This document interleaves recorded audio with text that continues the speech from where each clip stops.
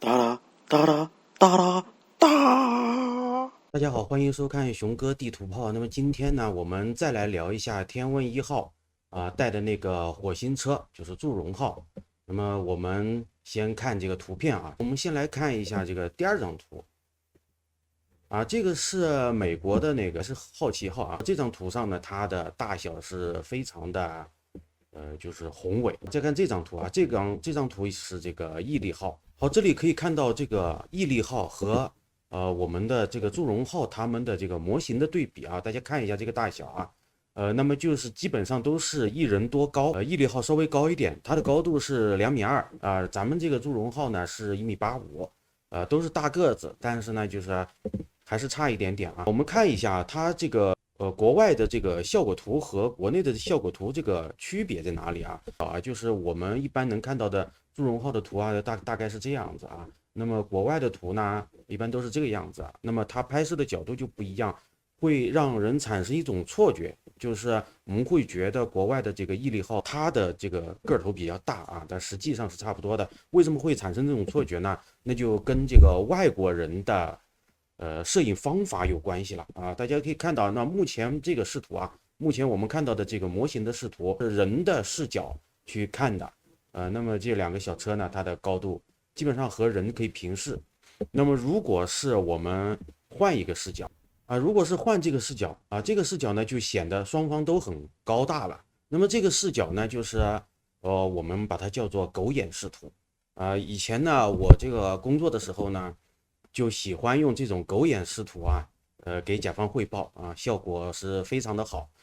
这个没辙的时候呢，这个视图啊就可以起到奇效啊，这个就是所谓的狗眼视图。这个狗眼视图怎么拍呢？那么就是人趴在地上，他实际拍的时候，我可以给大家看一下这个照相机的位置。这个照相机它是趴在地上的，这个是人的平视的视角。那么就是外国人他这个经常使用这种技巧，国内的很多的效果，这个祝融号的效果啊，都是这样一个效果啊，就是非常理性的一个效果。那这个图呢是美国的那个就是叫所谓的勇气号啊，勇气号呢，这其实它这个整个的高度呢应该是1.5米。那么老外拍的时候呢，那依然是这个狗眼视图啊，这个可能是个效果图啊，效果图采用的视角也是个狗眼视图。那么这个狗眼视图呢，就看的这个很高大啊。其实这个东西就是一个三蹦子，三蹦子的大小啊。外国人就喜欢搞这种事儿啊。那么就是说让你从狗的角度去看这个东西那么就感觉是跪在地上看的啊。所以不要被外国人骗，他们这个体重的区别是其实是很大的。那么这个毅力号的体重呢是1吨多重，咱们这个祝融号的体重呢是240公斤，240千克，实际上是4:1的关系。这个正视图啊，来比较一下他们的这个个头啊，我们可以看到区别在哪里呢？就是这个毅力号的这个脚特别的大，腿长，它的腿长脚大。咱们这个呢就是腿短，但是呢脖子长啊，所以他们二者的这个区别就在这里。那么他们的实际的主体这个身体啊，这个主体呢是对比一下是差不多的啊，实际上宽度是差不多的。我们从底下看，他们二者的宽度是差不多的，但是呢，就是说，咱们这个祝融号这个比这个毅力号要短上个1/3，短1/3。那么这个就是区别了。那么为什么他们的这个就是体重差这么多呢？那么我这边看下来啊，我感觉好像就是它的这个轮子啊，那里很重啊，那肯定很重。除了这个轮子呢，那么它这个另外一个荷载也多啊，这个荷载也多，大概是多了这么一大半。那么它这个最后这个有一个尾巴，这个就是毅力号这个后面有一个尾巴啊，咱们这个呢后面这个尾巴就很小，是一个天线。现在来仔细看一下，它们的功能其实功能的科学研究的这个量其实是差不多的。这个毅力号呢，它有这个超级相机，下头呢还有这个多波段的相机，底下有这个火星的环境动态分析仪，毅力号的这边呢有一个氧气的实验仪，它这个氧气实验仪是什么呢？它就是大概在这个位置啊，大概在这个位置。它这个氧气实验仪是干什么呢？它要用火星空气当中的二氧化碳进行电解生成氧气，就是这么一个仪器。这个仪器呢，就是说在地球上呢其实是没什么稀奇的，但是呢，到了火星上它要验证一下啊，要在火星上生成这个氧气，生成这个氧气呢有进一步的用途，一个就是说人类在火星上生存是需要这个东西，另外一个就是它的火星探测的那个飞船从火星返回地球的时候呢，需要这个氧化剂液氧的那个氧化剂，那么也要用这样的方法去实现。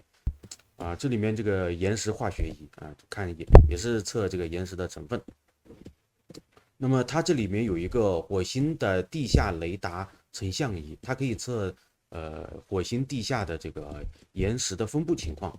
这里面有一个很大的区别，就是这个毅力号啊，这个尾巴呀，在这个位置啊，这个尾巴呀，它很重要，它是放射性的同位素电池，就是核电池。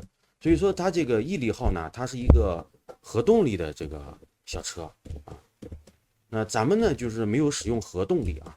我们现在来说一下咱们的这个祝融号啊，祝融号呢，我们也有一个火星的次表层探测雷达。那么这个雷达呢，就比毅力号和好奇号呢要强大了。他们那个对地表的探测的深度呢是大概30米，10到30米，咱们这个是100米。那么就可以探测到更深处的这个地下的一个岩石的这个分布情况，还可以测地下水的这个分布。那么这次呢，一个很大的任务，这个其实是一个主要任务，咱们的就是找这个火星地下水。那么火星的次表层探测雷达呢，除了这两个啊，这两个其实是它的天线。那么在边上呢还有天线，这2根针，这一边一个啊，这边也有可以看得到，这是一根针。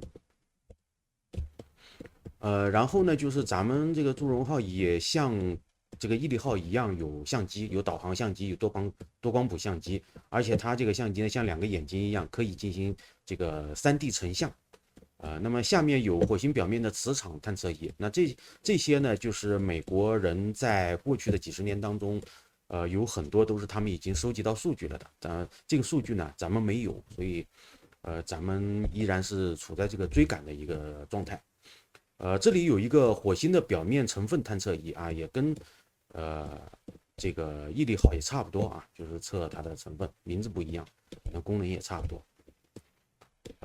咱们的这个尾巴呢是一个通信雷达，这个通信雷达呢是直接和地球进行通信的。那么它是这个核动力，咱们就是带这个翅膀，就是所谓的这个太阳能。